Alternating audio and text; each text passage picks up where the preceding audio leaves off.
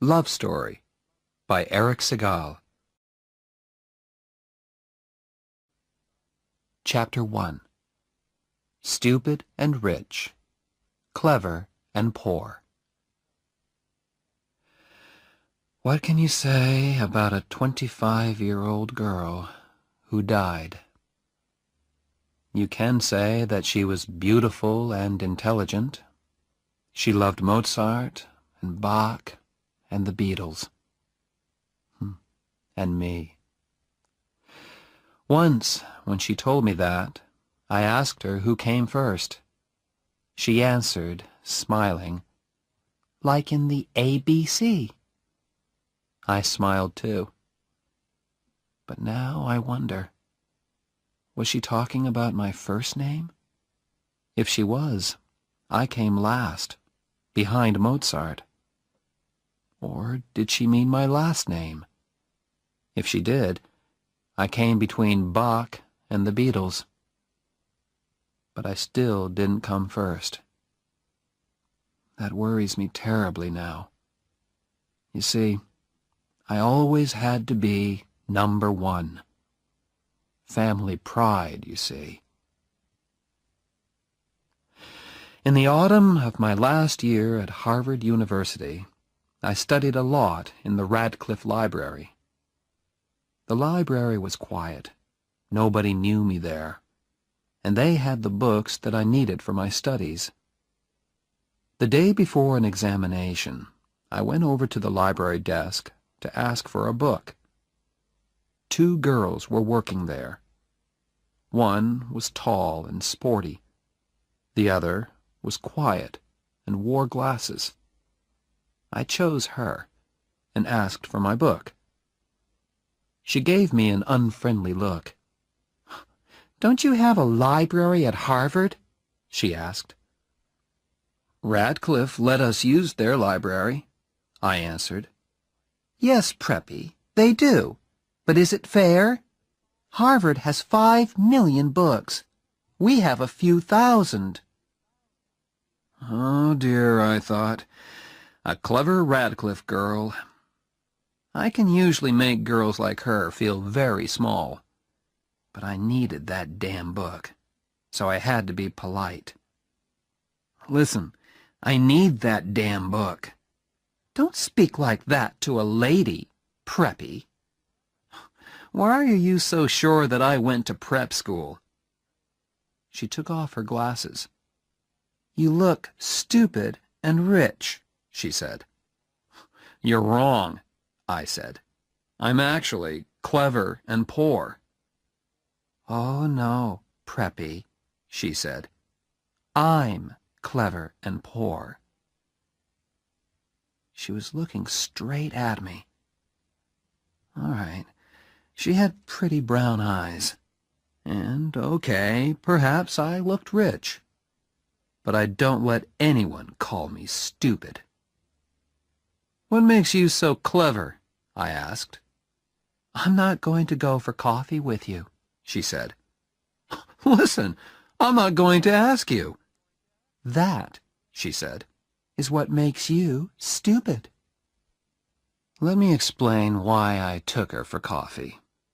I got the book that I wanted, didn't I? And she couldn't leave the library until closing time. So I was able to study the book for a good long time.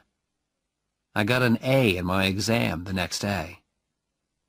I gave the girl's legs an A, too, when she came out from behind the library desk. We went to a coffee shop, and I ordered coffee for both of us. "I'm Jennifer Cavallari," she said. "I'm American, but my family came from Italy. I'm studying music." "My name is Oliver," I said. "Is that your first or your last name?" she asked. "First. My other name is Barrett." "Oh," she said. "Like Elizabeth Barrett, the writer?" "Yes," I said. "No relation." I was pleased that she hadn't said Barrett, like Barrett Hall. That Barrett is a relation of mine. Barrett Hall is a large, unlovely building at Harvard University. My great-grandfather gave it to Harvard long ago, and I am deeply ashamed of it." She was silent. She sat there, half smiling at me. I looked at her notebooks. 16th century music?" I said. "That sounds difficult." "It's too difficult for you, preppy," she said coldly. Why was I letting her talk to me like this? Didn't she read the university magazine? Didn't she know who I was? "Hey, don't you know who I am?" "Yes," she answered. "You're the man who owns Barrett Hall." She didn't know who I was. "I don't own Barrett Hall," I argued. "My great-grandfather gave it to Harvard, that's all." "So that's why his not-so-great-grandson could get into Harvard so easily." I was angry now. "Jenny, if I'm no good, why did you want me to invite you for coffee?" She looked straight into my eyes and smiled. "I like your body," she said. Every big winner has to be a good loser, too. Every good Harvard man knows that. But it's better if you can win. And so, as I walked with Jenny to her dormitory, I made my winning move. "Listen, Friday night is the Dartmouth hockey match. So I'd like you to come." These Radcliffe girls, they really care about sport. "And why," she asked, "should I come to a stupid ice hockey match?" "Because I'm playing," I answered. There was a moment's silence. I think I heard snow falling. "For which team?" she said. By the second quarter of the game on Friday night, we were winning 0-0. That is, Davy Johnson and I were getting ready to score a goal. The crowd were screaming for blood, or a goal. I always feel that it's my job to give them both these things. I didn't look up at Jenny once, but I hoped she was watching me. I got the puck and started off across the ice. Davy Johnson was there on my left, but I didn't pass the puck to him. I wanted to score this goal myself. But before I could shoot, two big Dartmouth men were after me. In a moment, we were hitting the puck and each other as hard as we could. "You," said a voice suddenly. 2 minutes in the penalty box." I looked up. He was talking to me. "What did I do?" I asked. "Don't argue." He called to the official's desk. "Number 7, 2 minutes in the penalty box. For fighting." Angrily, I climbed into the penalty box. "Why are you sitting here when all your friends are playing?" The voice was Jenny's. I didn't answer. "Come on, Harvard! Get that puck!" I shouted. "What did you do wrong?" Jenny asked. "I tried too hard."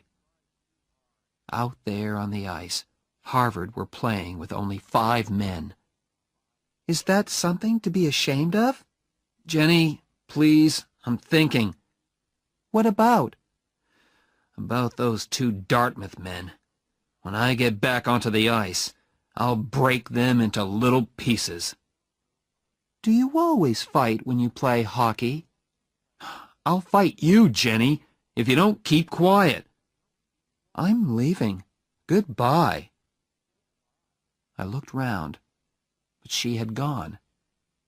Just then, the bell rang. My 2-minute penalty had finished. I jumped onto the ice again. "Good old Barrett!" shouted the crowd.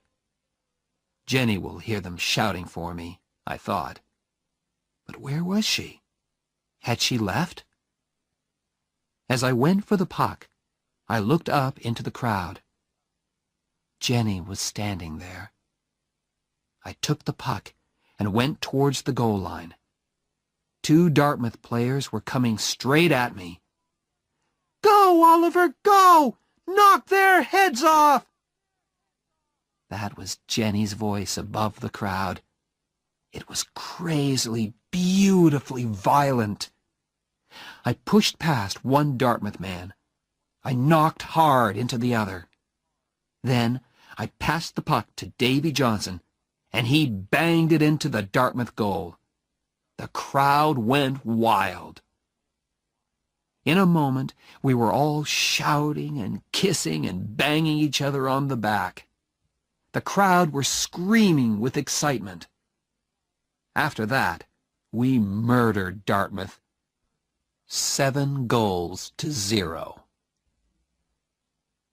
After the match, I lay in the hot bath and thought with pride about the game. I'd scored 1 goal and helped to score another. Now the water felt wonderful on my tired body. Suddenly, I remembered Jenny. Was she still waiting outside? I hope so. I jumped out of that bath and dressed as fast as I could. Outside, the cold winter air hit me. I looked round for Jenny. Had she walked back to her dormitory alone? Suddenly, I saw her. "Hey, Preppy, it's cold out here." I was really pleased to see her, and gave her a quick kiss. "Did I say you could kiss me?" she said. "Sorry, I was just excited." I wasn't. It was dark and quiet out there in the cold. I kissed her again, more slowly. When we reached her dormitory, I did not kiss her goodnight. "Listen, Jenny, perhaps I won't telephone you for a few months." She was silent for a moment. "Why?" she asked at last. "But perhaps I'll telephone you as soon as I get back to my dorm." I turned and began to walk away. "Damn Preppy!" I heard her say. I turned again. From 20 feet away, I scored another goal. "You see, Jenny, that's the kind of thing you say. And when other people do it to you, you don't like it." I wished I could see the look on her face, but I couldn't look back. My pride wouldn't let me. When I returned to my dorm, Ray Stratton was there. He and I slept in the same room. Ray was playing cards with some of his football-playing friends. "Hello, Ollie," said Ray. "How many goals did you score?" "I scored 1, and I made 1, I answered. "With Cavalieri?" "That's none of your business," I replied quickly. "Who's Cavalieri?" asked one of the footballers. "Jenny Cavalieri. Studies music. Plays the piano with the music group." "What does she play with Barrett?" Everyone laughed. "Get lost," I said, as I entered my room. There I took off my shoes, lay back on my bed, and telephoned Jenny's dormitory. "Hey, Jen," I said softly. "Yes?" "I think I'm in love with you." She was silent for a few moments. Then she answered very softly, "Oliver, you're crazy." I wasn't unhappy or surprised. Chapter 2. Blood and Stone. A few weeks later, I was hurt in the hockey match at Cornell University. My face was badly cut, and the officials gave me the penalty for starting the fight. 5 minutes. I sat quietly in the penalty box while the team manager cleaned the blood off my face. I was ashamed to look out onto the ice, but the shouts of the crowd told me everything. Cornell scored a goal. The score was 3-3 now. Damn, I thought. We're going to lose this match because of me.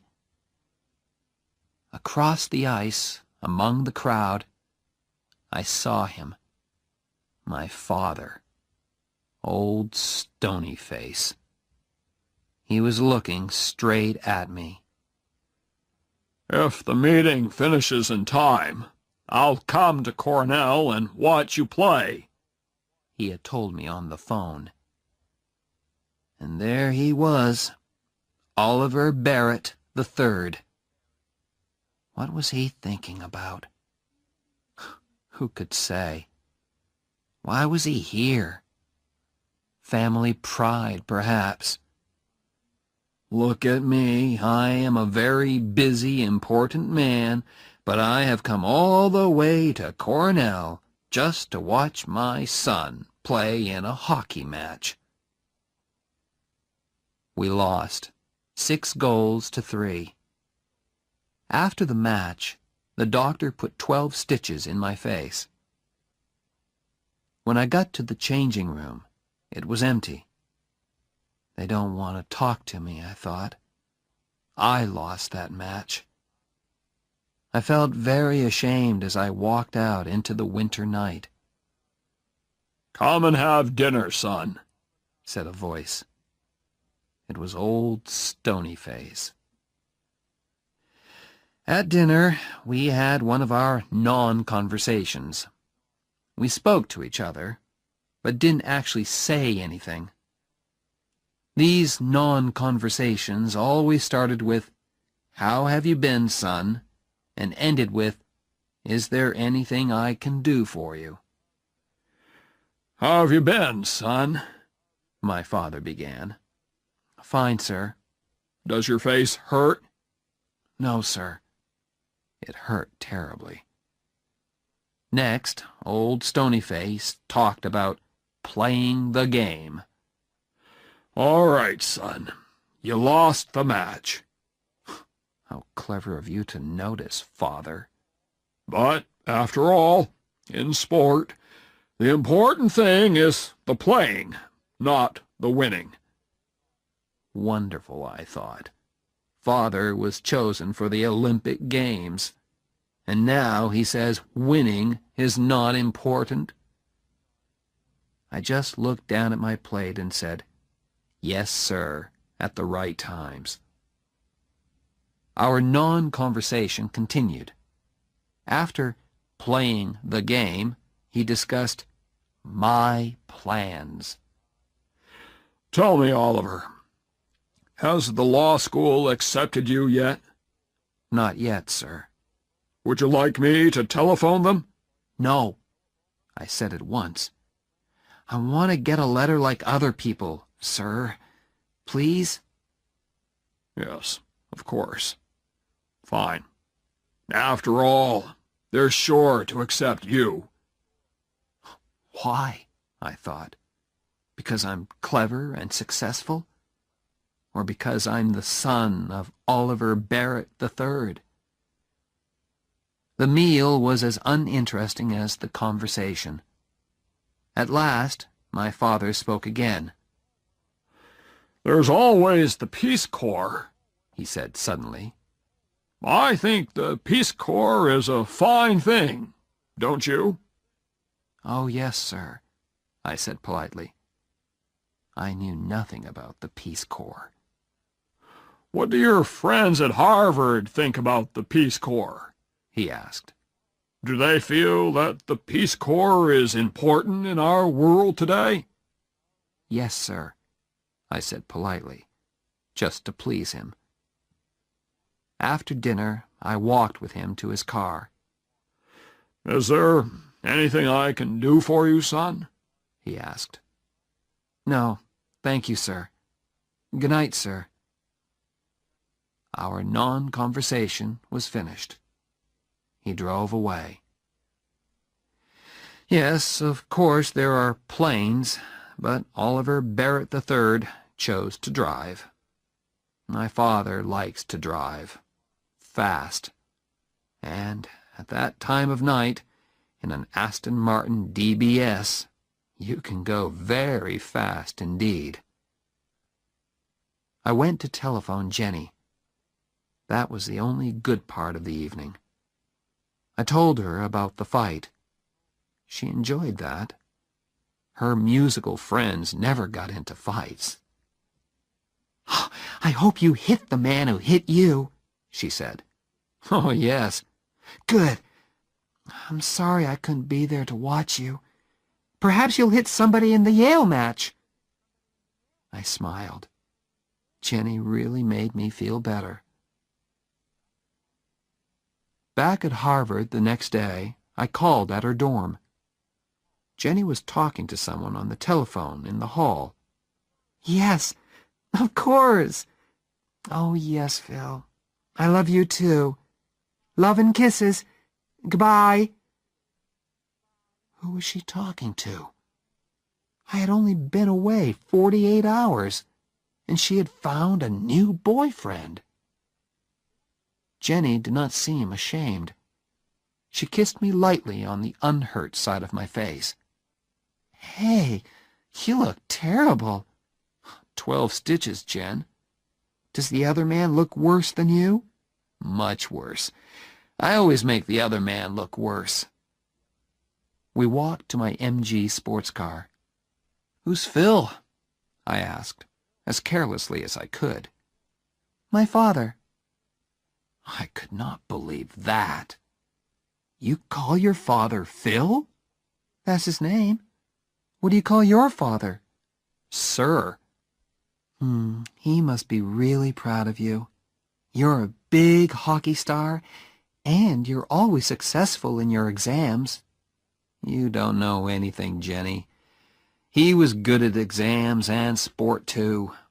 He was in the Olympic Games." "My God! Did he win?" "No. Actually, old Stony Face was 6th, which makes me feel a little better." Jenny was silent for a moment. "Why do you hate him so much?" she asked at last. "I'm Oliver Barrett IV, I answered. "All Barretts have to be successful, and that means I have to be good at everything all the time.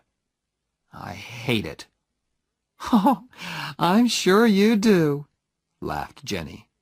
"You hate doing well in your exams. You hate being a hockey star." "But he expects it," I said.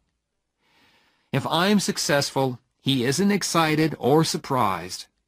He was a big success, and he expects me to be the same." I told her about our meal and our non-conversation after the Cornell match. But she didn't understand at all.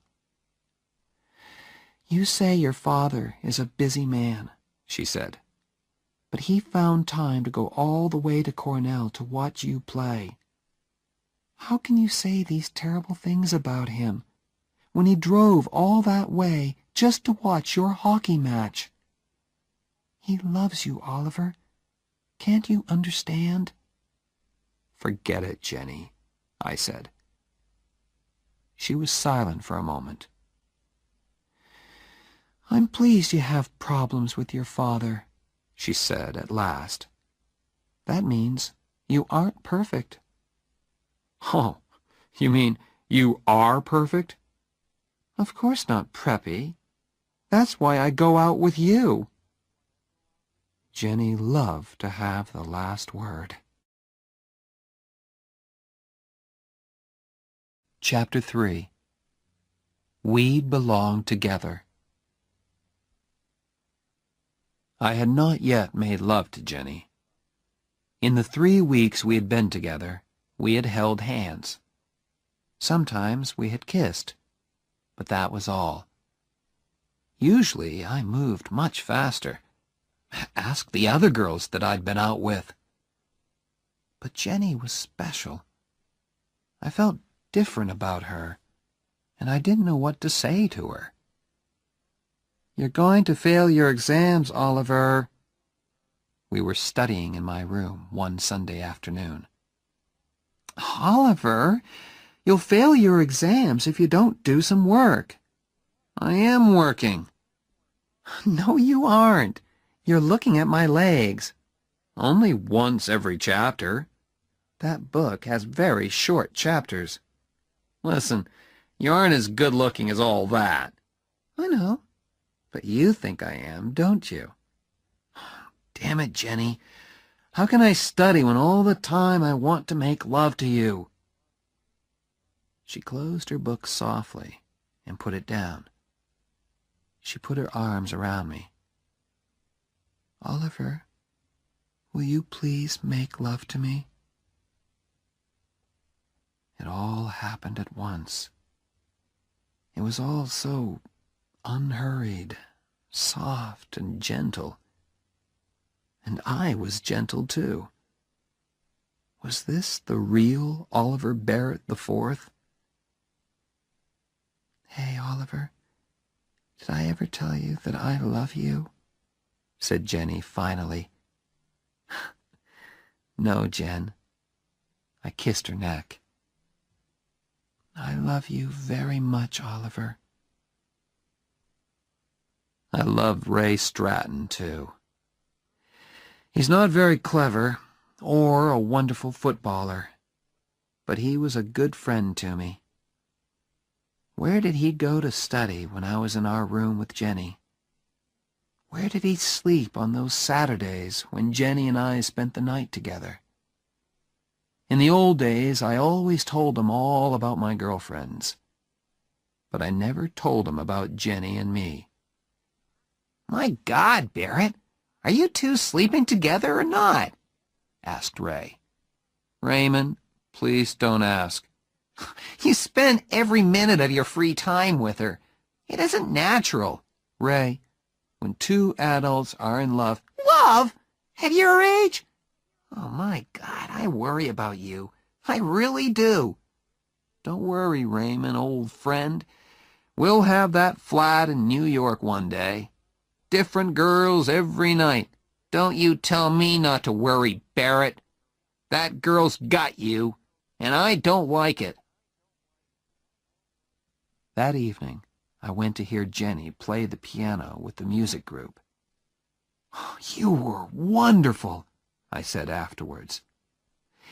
"That shows what you know about music, Preppy." We walked along the river together. I played okay, not wonderful, not Olympic Games, just okay. Okay? Okay. But you should always continue your music. "Of course I will. I'm going to study with Nadia Boulanger, aren't I?" "Who?" "Nadia Boulanger. She's a famous music teacher in Paris. I'm very lucky. I won a scholarship, too." "Jennifer, you're going to Paris?" "I've never seen Europe. I'm really excited about it." I took her by the arms and pulled her towards me. "Hey, how long have you known this?" Jenny looked down at her feet. "Oliver, don't be stupid. We can't do anything about it. After we finish university, you'll go your way and I'll go mine. You'll go to law school." "Wait a minute. What are you talking about?" She looked into my eyes. "Ollie, you're a rich preppy. Your old man owns a bank. My father's a baker in Cranston, Rhode Island. And I'm nobody." "What does that matter? We're together now. We're happy." "Ollie, don't be stupid," she repeated. "Harvard is full of all kinds of different people. You studied together, You have fun together. But afterwards, you have to go back to where you belong. We belong together. Don't leave me, Jenny. Please. What about my scholarship? What about Paris? What about our marriage? Who said anything about marriage? Said Jenny in surprise. Me. I'm saying it now. Why? I looked straight into her eyes. Because, I said. Oh, said Jenny. That's a very good reason. She took my arm, and we walked along the river. There was nothing more to say, really. The next Sunday, we drove to visit my parents in Ipswich, Massachusetts. Jenny said it was the right thing to do, and of course there was also the fact that Oliver III paid for my studies at Harvard. "Oh, my God," Jenny said when we drove up to the house. "I didn't expect this. It's like a damn palace." "Please, Jen, everything will be fine." "For a nice all-American girl of good family, perhaps. Not for Jennifer Cavallari, baker's daughter, from Cranston, Rhode Island." Florence opened the door. She has worked for the Barrett family for many years.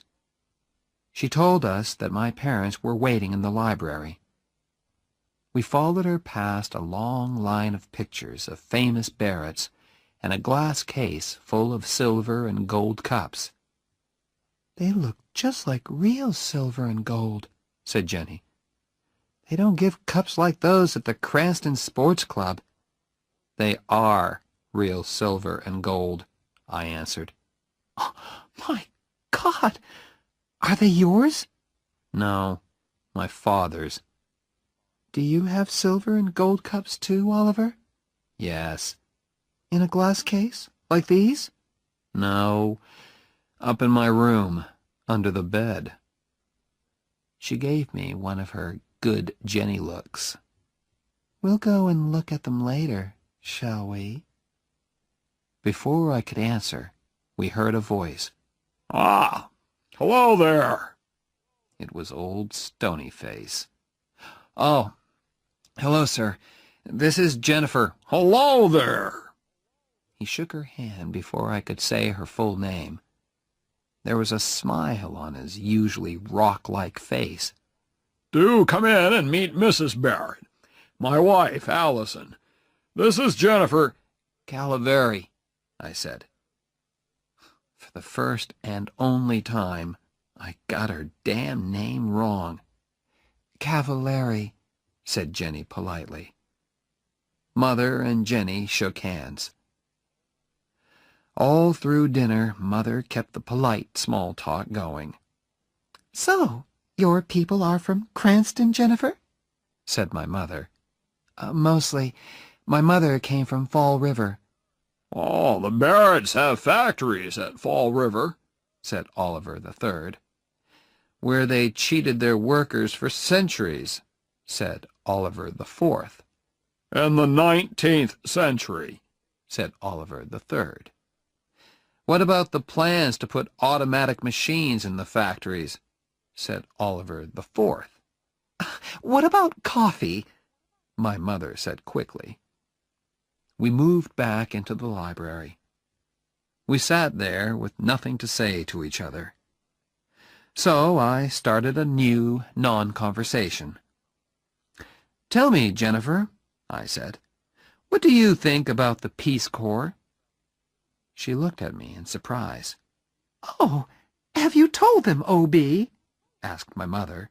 "It isn't the time for that, my dear," said Oliver Barrett III, with an ask me look on his face. What's this, Father?" I asked, just to please him. "Oh, nothing important, son." "I don't know how you can say that," said my mother.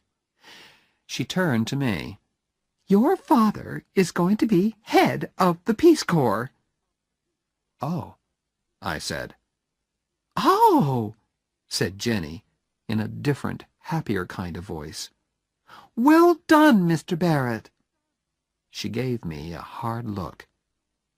"Yes. Well done, sir," I said at last. Chapter 4. Two Different Kinds of Father.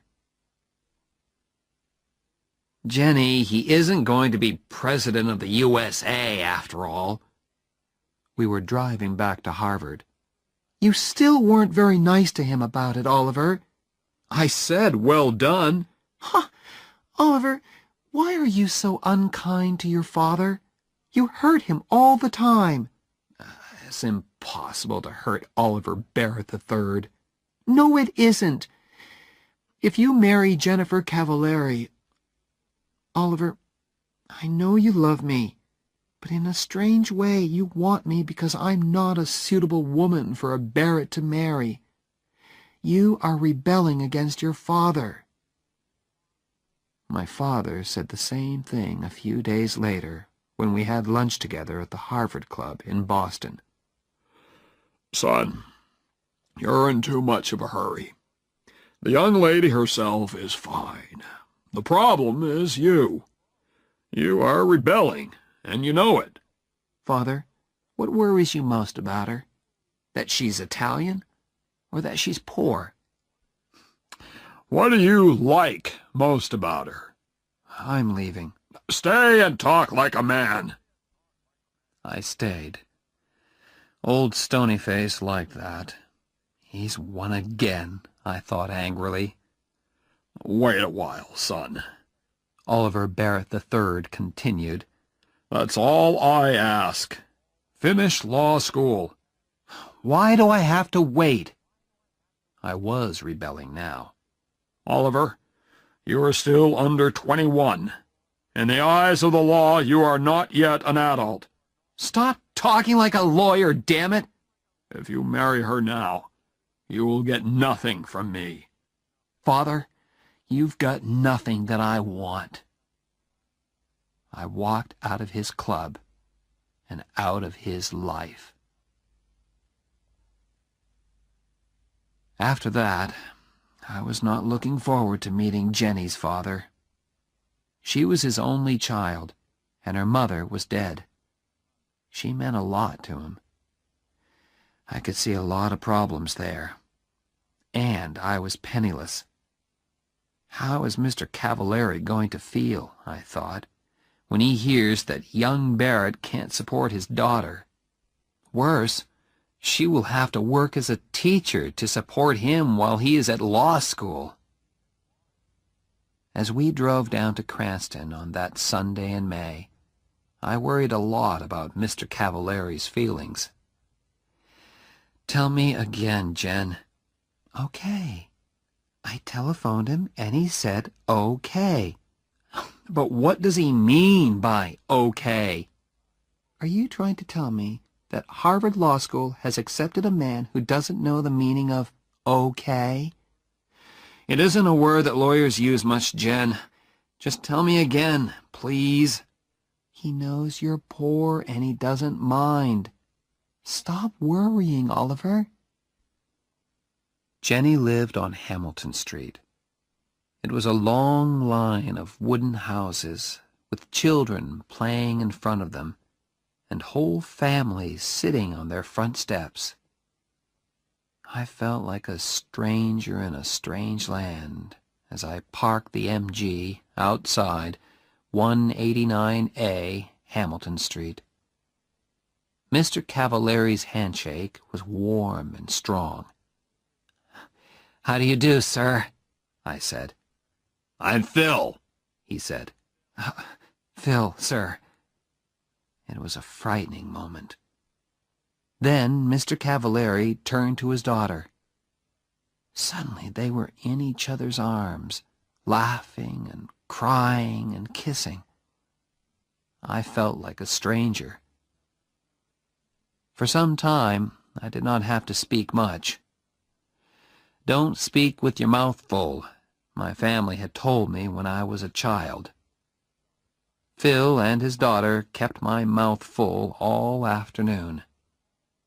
I don't know how many Italian cakes I ate. Both Cavalieris were very pleased. "He's okay," said Phil at last. "I told you he was okay," said his daughter. "Well, I had to see for myself. Now I've seen him. Oliver?" "Yes, sir?" "Call me Phil. You're okay." Later, Phil tried to have a serious talk with me. He thought he could bring Oliver Barrett III and Oliver Barrett IV together again. "Let me speak to him on the telephone," he said. "A father's love is a very special thing." "There isn't much of it in my family," I said. "Your father will soon realize," he began, "when it's time to go to the church." "Phil," said Jenny gently, "we don't want to be married in church." He looked surprised, then unhappy. But he spoke bravely. "It's your wedding, children. You choose. It's okay by me." My next meeting was with the head of Harvard Law School. "I'll need a scholarship for next year, sir," I said politely. "A scholarship? I don't understand. Your father—" "My father has nothing to do with it, sir. We've had a disagreement, and he isn't supporting me anymore." The head took off his glasses, then put them on again. I continued. "That's why I've come here to see you, sir. I'm getting married next month. We're both going to work during the summer. Then Jenny will support us by teaching. But her teaching won't pay enough to send me to law school. Sir, I need a scholarship. I have no money in the bank." "Mr. Barrett, our scholarships are for poor people, and it's too late to ask for one. I do not wish to enter into a family disagreement, but I think you should go and talk to your father again." "No," I said angrily. "I am not, repeat, not going back to my father to ask for money." When Jenny graduated from university that summer, all her relations came from Cranston to watch. We didn't tell them about our marriage plans because we wanted a quiet wedding and didn't want to hurt their feelings. I graduated from Harvard the next day. Was Oliver III there in the university hall? I don't know. I didn't look for old Stonyface in the crowd. I gave my parents' tickets to Jenny and Phil. But as an old Harvard man, my father could sit with the class of '26. But why should he want to? I mean, weren't the banks open that day? The wedding was on the next Sunday. It was very quiet and very beautiful. Phil was there, of course, and my friend Ray Stratton. Jenny and I spoke about our love for each other and promised to stay together until death. Ray gave me the ring, and soon Oliver Barrett IV and Jennifer Cavalieri were man and wife. We had a small party afterwards, just the four of us. Then Ray and Phil went home, and Jenny and I were alone together. "Jenny, we're really married." "Yes. Now I can be as terrible to you as I like." Chapter 5. The First 3 Years. For 3 years, we had to make every dollar do the work of 2. All through the summer holidays, we worked at the boat club in Dennisport. It was hard work, but we were never too tired to be kind to each other. I say kind because there are no words to describe our love and happiness together. After the summer, we found a cheap flat near the university. It was on the top floor of an old house and was actually very expensive. But what could we do? There weren't many flats around. "Hey, Preppy," said Jenny when we arrived there. "Are you my husband, or aren't you?" "Of course I'm your husband." "Show me, then." My God, I thought, in the street? "Carry me into our first home." I carried her up the 5 steps to the front door. "Why did you stop?" she asked. "This isn't our home. Upstairs, Preppy." There were 24 stairs up to our flat, and I had to stop halfway. "Why are you so heavy?" I asked her. "Perhaps I'm expecting a baby." "My God, are you?" "Ha! I frightened you then, didn't I?" "Well, yes, just for a second or two." I carried her the rest of the way. There were very few moments in those days when we were not worrying about money. Very few, and very wonderful. And that moment was one of them. A food shop let us eat now, pay later, thanks to the Barrett name. But our famous name did not help us in Jenny's work. The head of the school thought we were rich. "Of course, we can't pay our teachers very much," said Miss Whitman. "But that won't worry you, Mrs. Barrett." Jenny tried to explain that Barretts had to eat, just like other people. Miss Whitman just laughed politely. "Don't worry," Jenny said to me. "We'll manage. Just learn to like spaghetti." I did. I learned to like spaghetti, and Jenny learned lots of different ways of cooking it. With Jenny's pay from school, and our money from our summer work and my holiday jobs, we managed. Our lives had changed a lot, of course. There was no more music for Jenny. She had to teach all day, and came home very tired. Then she had to cook dinner. Restaurants were too expensive for us. There were a lot of films that we didn't see, and places and people that we didn't visit. But we were doing okay. One day, a beautiful invitation arrived. It was for my father's 60th birthday party. "Well?" said Jenny. I was in the middle of a thick law book and did not hear her at first. "Oliver, he's reaching out to you." "No, he isn't. My mother wrote it. Now be quiet, I'm studying. I've got exams in 3 weeks. "Ollie, think. 60 years old, damn it. How do you know that he'll still be alive when you decide to forget your disagreement?" "I don't know, and I don't care. Now let me get on with my work." "One day," said Jenny, "when you're having problems with Oliver the Fifth—" "Our son won't be called Oliver. You can be sure of that," I said angrily. "You can call him Bozo if you like, but that child will feel bad about you because you were a big Harvard sportsman. And by the time he goes to university, you'll probably be a big, important lawyer," she continued.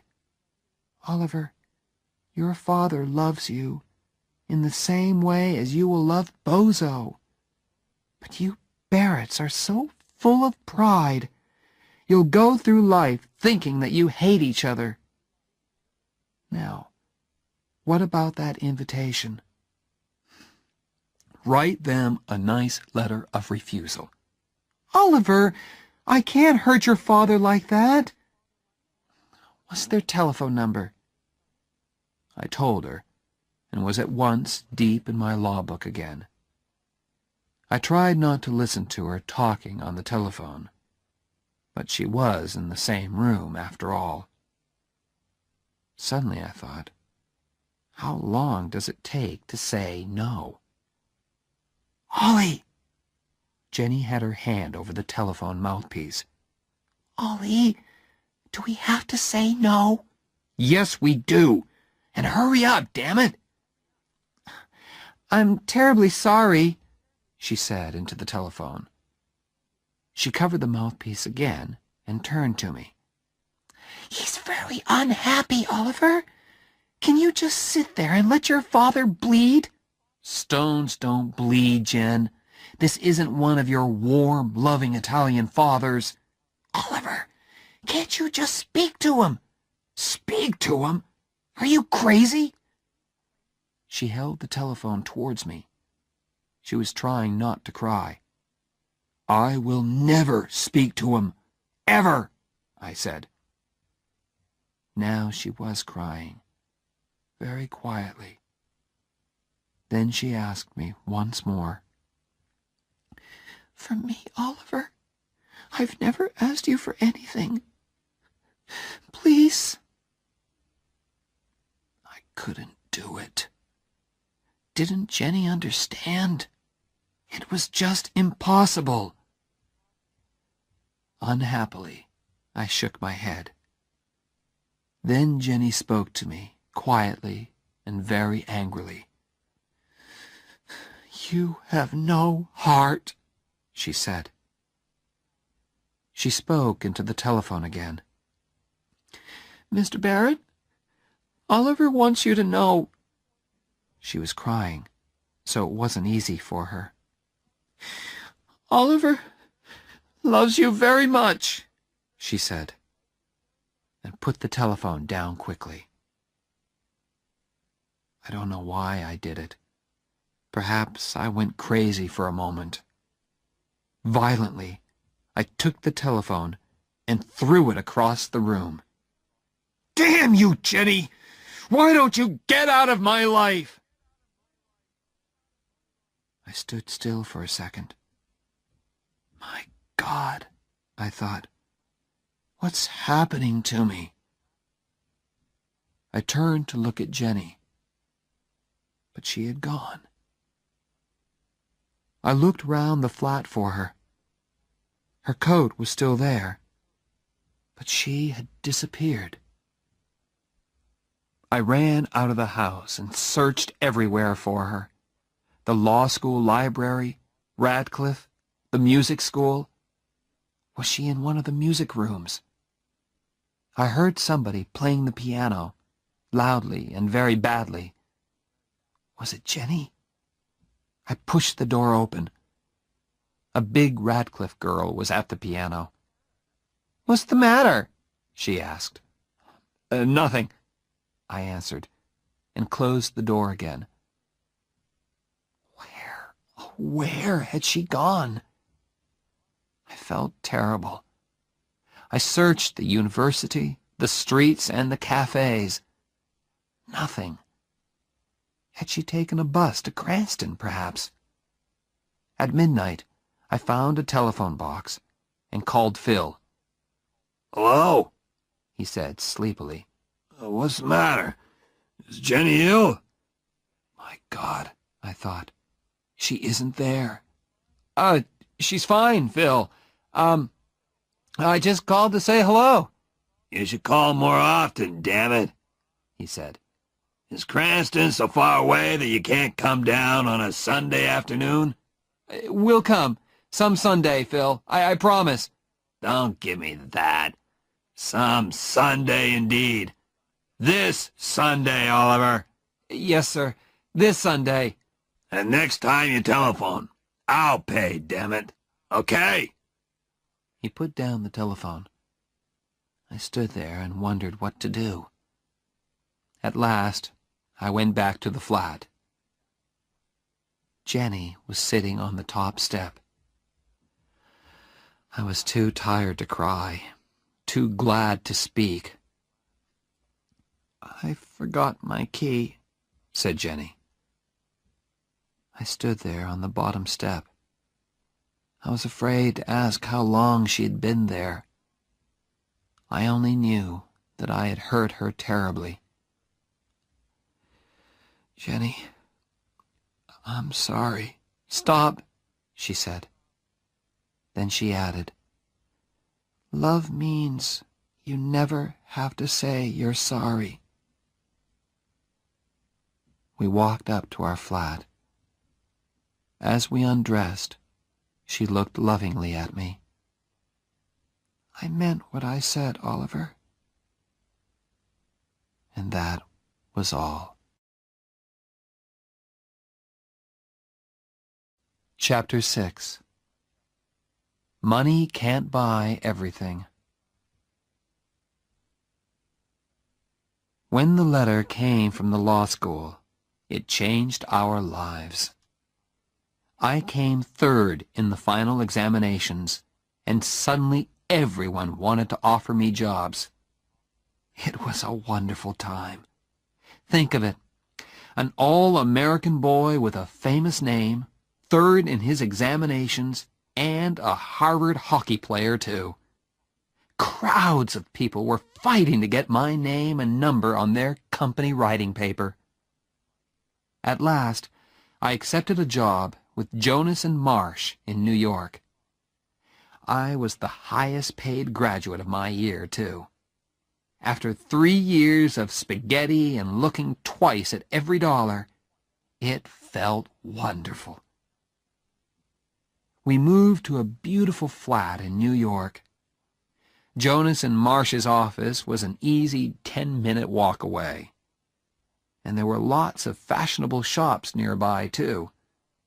I told my wife to get in there and start spending immediately. Why, Oliver? Woman, you supported me for 3 years. Now it's my turn. I joined the Harvard Club of New York. Ray Stratton was working in New York, too, and we played tennis together 3 times a week. My old Harvard friends discovered me once more, and invitations arrived. Say no, Oliver. I don't want to spend my free time with a lot of empty-headed preppies. Okay, Jen, but what shall I tell them?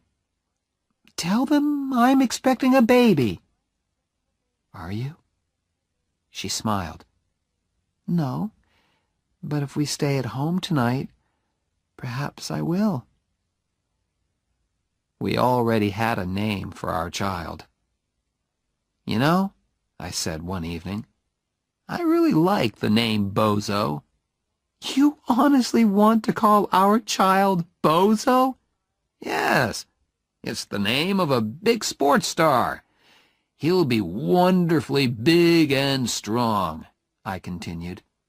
Bozo Barrett, Harvard's biggest football star. We had a name for our child, and we wanted him very much. But it's not always easy to make a baby, although we tried very hard. Finally, I became worried, and we went together to see a doctor. Dr. Shepard checked everything carefully. He took some of our blood and sent it away for examination. "We'll know soon," he said. A few days later, he telephoned me at my office and asked me to visit him on my way home that evening. "Well, Doctor," I said, "which of us has the problem?" "It's Jenny," he said. "She will never have children." I was ready for this news, but it still shook me. "Well," I said, "children aren't everything." "Oliver," said Dr. Shepard, "the problem is more serious than that. Jenny is very ill. She has a blood disease. It is destroying her blood, and we can't stop it. She is dying, Oliver. I am very sorry. That's impossible, Doctor, I said. I waited for the doctor to tell me that it was not true.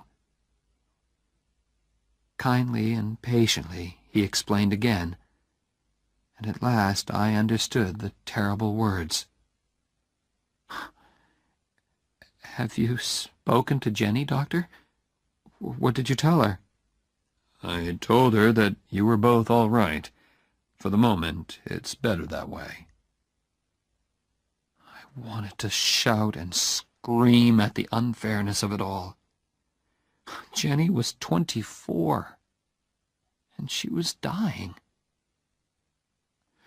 What can I do to help, Doctor? I asked at last. Just be natural, he said. Natural. I began to think about God. At first I hated him. Then, next morning I woke up, and Jenny was there beside me. Still there. I was ashamed. Thank you, God, I thought. Thank you for letting me wake up and see Jennifer. Be natural, the doctor had said. I did my best, and all the time I was living with my terrible secret. One day, Mr. Jonas called me into his office. Oliver, I have an important job for you. How soon can you go to Chicago? You can take one of the younger men with you. One of the younger men? I was the youngest man in the office. I understood the message. Oliver, although you are still only 24, you are one of our top men. Thank you, sir, I said, but I can't leave New York just now. I had decided not to tell anyone about my troubles. I wanted to keep my secret as long as possible. I could see that old man Jonas was unhappy about my refusal. On the way home that day, I saw a notice in a travel shop window. Fly to Paris. Suddenly, I remembered Jenny's words. What about my scholarship? What about Paris? I went into the shop and bought 2 tickets to Paris. Jenny was looking gray and tired when I got home. When I showed her the tickets, she shook her head. Oliver, she said gently, I don't want Paris. I just want you. And I want time, which you can't give me. Now I looked in her eyes and saw the sadness in them. We sat there silently, holding each other. Then Jenny explained. I was feeling terrible. I went back to the doctor, and he told me, I'm dying. Now I didn't have to be natural anymore. We had no more secrets from each other. Now we could discuss things that young husbands and wives don't usually have to discuss. You must be strong, Oliver, she said. For Phil, it's going to be hard for him. He needs your help, okay? Okay, I'll be strong, I promised. I hoped Jenny could not see how frightened I was. A month later, just after dinner, Jenny was playing Chopin on the piano. Suddenly she stopped. Are you rich enough to pay for a taxi? She asked. Of course. Where do you want to go? To the hospital. In the next few busy, worried moments, while I hurriedly packed a bag, I realized. This is it, I thought. Jenny is going to walk out of this flat and never come back. I wondered what she was thinking. She sat there, looking straight in front of her. "Hey," I said, "is there anything special that you want to take with you?" "No," she said. Then she thought again. "Yes, you." The taxi driver thought Jenny was expecting a baby. Is this your first?" he asked. I was holding Jenny in my arms, and I felt ready to explode. "Please, Holly," Jenny said to me softly. "He's trying to be nice to us." "Yes," I told the driver. "It's our first, and my wife isn't feeling very well, so can you hurry, please?" He got us to the hospital in 10 minutes. Good luck, he called as he drove away. Jenny thanked him. She was having trouble walking. I wanted to carry her, but she said clearly, "Not this time, Preppy." So we walked. "Have you got health insurance?" they asked us in the hospital. No. We had never thought about buying insurance. We were too busy buying furniture and kitchen things. Of course, the doctors knew about Jenny, and they were expecting us. "Listen," I told them, "do your best for Jenny. I don't care what it costs. I want her to have the best, please. I've got the money." Chapter 7. Strong men don't cry. I jumped into my MG and drove through the night to Boston. I changed my shirt in the car before I entered the offices on State Street. It was only 8 o'clock in the morning, but several important-looking people were waiting to see Oliver Barrett III. His secretary recognized me and spoke my name into the telephone. My father did not say, "Show him in." Instead, the door opened, and he came out to meet me. "Oliver," he said. His hair was a little grayer, and his face had lost some of its color. "Come in, son," he said. I walked into his office and sat down opposite him. For a moment, we looked at each other. Then he looked away, and so did I. I looked at the things on his desk, the scissors, the pen holder, the letter opener, the photos of my mother and me. "How have you been, son?" he asked. "Very well, sir. Father, I need to borrow $5,000. He looked hard at me. "May I know the reason?" he said at last. "I can't tell you, Father. Just lend me the money, please." I felt that he didn't want to refuse or argue with me. He wanted to give me the money, but he also wanted to talk. "Don't they pay you at Jonas and Marsh?" "Yes, sir." So he knows where I work, I thought. He probably knows how much they pay me, too. "And doesn't Jennifer teach, too?" Well, I thought, he doesn't know everything. Please leave Jennifer out of this, Father. This is a personal matter. A very important personal matter. "Have you got a girl into trouble?" he asked quietly. "Yes," I lied. "That's it. Now give me the money. Please." I think he knew that I was lying, but I don't think he wanted to know my real reason for wanting the money. He was asking because he wanted to talk. He took out his checkbook and opened it slowly. Not to hurt me, I'm sure, but to give himself time. Time to find things to say. Things that would not hurt the two of us. He finished writing the check, took it out of the checkbook, and held it out towards me. When I did not reach out my hand to take it, he pulled back his hand and placed the check on his desk. He looked at me again.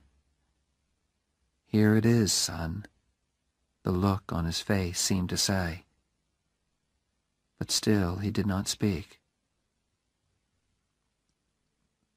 I did not want to leave either, but I couldn't think of anything painless to say. And we couldn't sit there, wanting to talk, but unable to look at each other. I picked up the check and put it carefully into my shirt pocket. I got up and went towards the door. I wanted to thank my father for seeing me when several important people were waiting outside his office. If I want, I thought, he will send his visitors away, just to be with me. I wanted to thank him for that, but the words refused to come. I stood there with the door half open, and at last I managed to look at him and say, "Thank you, Father." Then I had to tell Phil Cavallari. He did not cry or say anything. He quietly closed his house in Cranston and came to live in our flat. We all have ways of living with our troubles. Some people drink too much. Phil cleaned the flat again and again. Perhaps he thought Jenny would come home again. Poor Phil. Next, I telephoned Old Man Jonas. I told him why I could not come into the office. I kept the conversation short because I knew he was unhappy. He wanted to say things to me, but could not find the words. I knew all about that. Phil and I lived for hospital visiting hours. The rest of life, eating and sleeping, or not sleeping, meant nothing to us. One day in the flat, I heard Phil saying, very quietly, "I can't take this much longer." I did not answer him. I just thought to myself, I can take it. Dear God, I can take it as long as you want, because Jenny is Jenny. That evening, she sent me out of her room. She wanted to speak to her father, man to man. "But don't go too far away," she added. I went to sit outside. Then Phil appeared. "She wants to see you now," he said. "Close the door," Jenny ordered. I went to sit by her bed. I always liked to sit beside her and look at her face, because it had her eyes shining in it. "It doesn't hurt, Ollie, really," she said. "It's like falling off a high building very slowly, you know?" Something moved deep inside me. "I am not going to cry," I said to myself. "I'm strong, okay? And strong men don't cry. But if I'm not going to cry, then I can't open my mouth." I said. "No, you don't know, Preppy," she said. You've never fallen off a high building in your life. Yes, I have. My voice came back. I did when I met you. She smiled. Who cares about Paris? She said suddenly. Paris, music, all that. You think you stole it from me, don't you? I can see it in your face. Well, I don't care, you stupid preppy. Can't you accept that? No, I answered honestly. Then get out of here, she said angrily. I don't want you at my damn deathbed. Okay, I accept it, I said. That's better. Now, will you do something for me? From somewhere inside me came this sudden, violent need to cry. But I was strong. I was not going to cry. I said again. Will you please hold me, Oliver? I put my hand on her arm. Oh, God, she was so thin. And held it. No, Oliver, she said. Really hold me. Put your arms round me. Very, very carefully, I got onto the bed and put my arms round her. Thanks, Holly.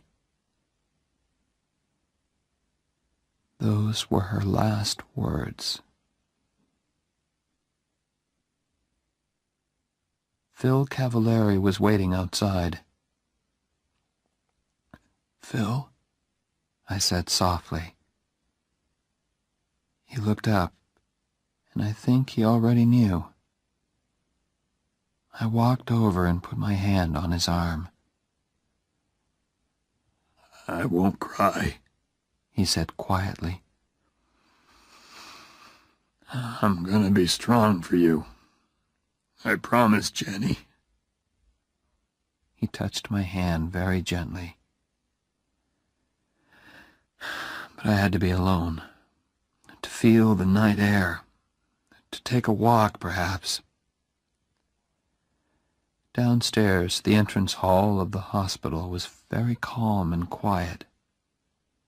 The only noise was the sound of my footsteps on the hard floor. Oliver? It was my father. Except for the woman at the desk. We were all alone there. I could not speak to him. I went straight towards the door. But in a moment he was out there, standing beside me. Oliver, he said. Why didn't you tell me? It was very cold. That was good, because I wanted to feel something. My father continued to speak to me, while I stood still and felt the cold wind on my face. I heard this evening. I jumped into the car at once. I was not wearing a coat. The cold was starting to make me ache. Good. Good. Oliver, said my father. I want to help. Jenny's dead, I told him. I'm sorry, he said very softly. I don't know why I did it, but I repeated Jenny's words from long ago. Love means you never have to say you're sorry. Then I did something which I had never done in front of him before. my father put his arms round me, and I cried.